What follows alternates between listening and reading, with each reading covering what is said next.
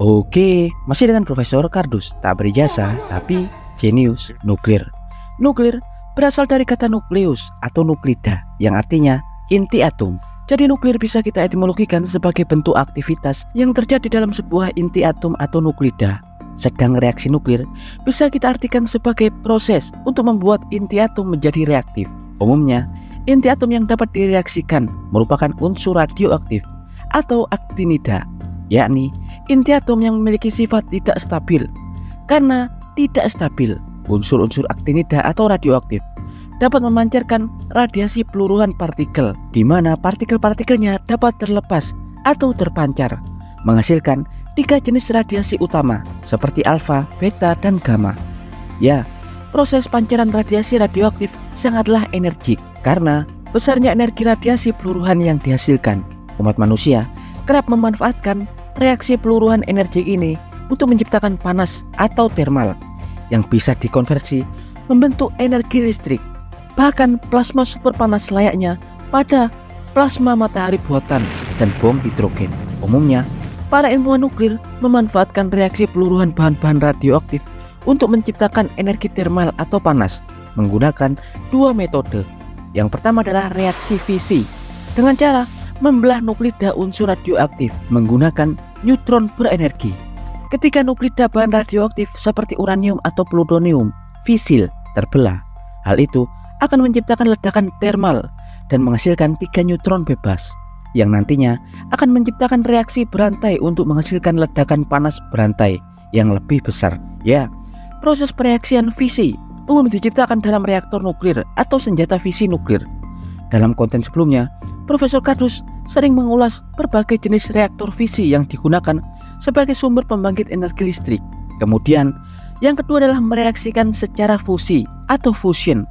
Fusion artinya penggabungan. Pereaksian fusi alami terjadi di matahari ketika isotop-isotop hidrogen radioaktif seperti tritium dan deuterium tergabung atau fusion menciptakan plasma panas helium. Pada pengaplikasiannya, para ilmuwan telah mengembangkan reaktor-reaktor fusi untuk menciptakan plasma fusi matahari buatan untuk sumber energi masa depan seperti pada reaktor tokamak dan lain-lain, yang juga umum digunakan pada bom nuklir hidrogen teler ulam. Selain pereaksian fisi dan fusi, kita juga dapat memanfaatkan reaksi peluruhan nuklir secara langsung. Meski hasil energi termal yang dihasilkan tidaklah besar, tapi konsep ini telah umum digunakan pada perangkat-perangkat baterai nuklir luar angkasa. Sebut saja baterai radio termoelektrik generator atau RTG yang memberi tenaga layaknya baterai pada perangkat-perangkat satelit atau pesawat luar angkasa kecil. Profesor Kardus juga pernah mengulas konsep ini.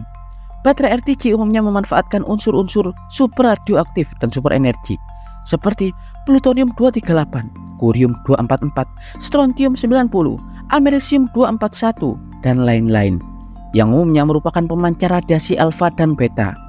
Konsep RTG tidak boleh menggunakan pemancar radiasi gamma atau neutron berenergi karena radiasi gamma dapat menembus ke segala benda dan dapat merusak sistem elektronik baterai tersebut. Contoh RTG yang menggunakan bahan bakar plutonium 238 di mana memiliki paruh waktu peluruhan 87,7 tahun yang merupakan pemancar radiasi alfa. RTG plutonium akan memanfaatkan panas peluruhan radiasi alfa secara langsung untuk dikonversi menjadi energi listrik pada termokouple. Tapi tentunya pemanfaatan reaksi nuklir secara langsung hanya menghasilkan energi listrik yang rendah dengan densitas hanya 0,57 watt per gram, yang artinya baterai nuklir RTG dan sejenisnya hanya dapat digunakan untuk memberi daya perangkat-perangkat teknologi ringan seperti perangkat komunikasi radio, kamera pada satelit, dan perangkat kecil lainnya. Tapi baterai RTG plutonium diketahui dapat bertahan hingga lebih dari 150 tahun pemakaian. Ya, ada juga jenis reaktor fisi super kecil seperti baterai reaktor nuklir Topaz milik Rusia yang menggunakan konsep konversi termionik. Konverter termionik seperti Topaz dapat menghasilkan energi yang lebih besar daripada RTG, tapi memiliki masa pakai cukup singkat, antara 6 hingga 7 tahun. Konsep Topaz umumnya menggunakan bahan superfisil uranium 235 yang diperkaya super tinggi yang dapat menghasilkan uap cesium yang kemudian ditabrakkan dengan ionisasi elektron untuk menghasilkan listrik. Tapi baru-baru ini ada konsep terbaru yang sangat menjanjikan bernama Krusty Reactor atau reaktor kilopower yang digadang-gadang akan dapat menghasilkan energi 1 hingga 10 kilowatt, jauh lebih besar daripada konsep-konsep reaktor nuklir luar angkasa klasik. Krusty Reactor atau kilopower dikembangkan oleh NASA sejak 2017 dan masih terus dikembangkan atau masih bersifat eksperimental. Krusty Reactor atau kilopower dirancang untuk menghasilkan generasi baru pemberi suplai energi nuklir untuk perangkat di luar angkasa dengan daya yang akan jauh lebih besar daripada konsep sebelumnya, bahkan di kisaran 1 hingga 10 kilowatt. Kilopower ditujukan untuk menyuplai energi pada proyek-proyek luar angkasa masa depan. Bahkan konsep reaktor nuklir mini portable ini diharapkan untuk dapat memberi suplai energi pada proyek-proyek luar angkasa masa depan, seperti proses pembangunan stasiun-stasiun luar angkasa jauh seperti di bulan dan di Mars yang dapat dihuni oleh manusia dalam jangka yang cukup lama. Karena Krusty Reactor atau kilopower nantinya akan dapat menghasilkan energi stabil di kisaran 1 hingga 10 kilowatt dan mampu bertahan hingga 13 tahun lamanya. Tentunya untuk memberi daya sebuah stasiun luar angkasa berbasis permukaan seperti di Mars atau bulan. NASA wajib membangun banyak kilopower atau Krusty Reactor untuk memberi daya stasiun-stasiun luar angkasanya agar puluhan astronot yang bekerja dapat beraktivitas normal. Kilopower akan lebih efektif daripada sumber energi yang digunakan pada stasiun luar angkasa internasional saat ini, yang umumnya menggunakan baterai isi ulang seperti baterai hidrogen nikel yang dikombinasikan dengan sel surya raksasa. Ya, kilopower atau Krusty Reactor bekerja dengan menggunakan prinsip reaksi fisi nuklir untuk menghasilkan panas, tapi cara kerjanya jauh berbeda dengan konsep reaktor nuklir umum.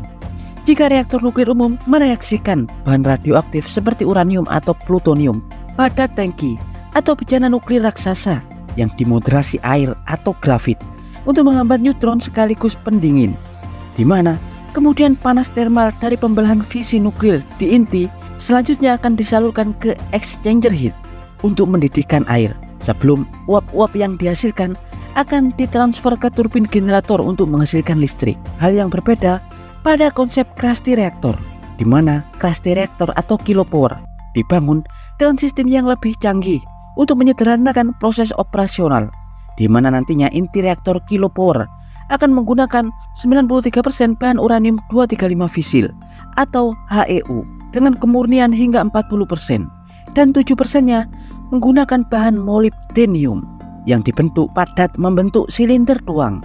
Sebelum inti reaktor tersebut akan dikurung dengan reflektor atau pemantul neutron yang terbuat dari beryllium oksida, di mana nantinya saat proses pembelahan reaksi berantai fisi terjadi, neutron-neutron bebas yang dihasilkan tidak dapat keluar dari inti dan akan dipantulkan kembali ke inti oleh reflektor beryllium oksida. Karena pancaran gamma dan neutron berlebih yang keluar selain berbahaya pada manusia, diketahui dapat merusak jaringan elektronik pada reaktor. Ya, setelah panas dari reaksi berantai fisi dalam inti reaktor terbentuk, panas fisi akan dialirkan pada pipa-pipa yang berisi natrium cair.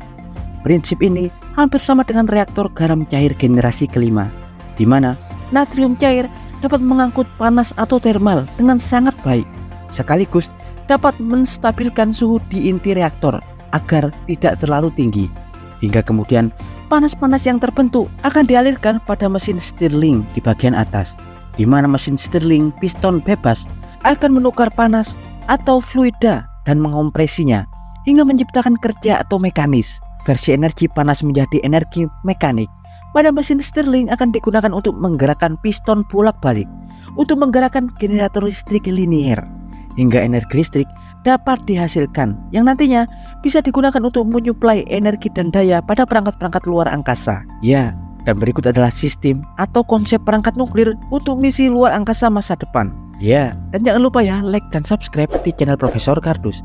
Tak berijazah tapi jenius. Profesor Kardus dari Laboratorium Teknologi NASA mengabarkan.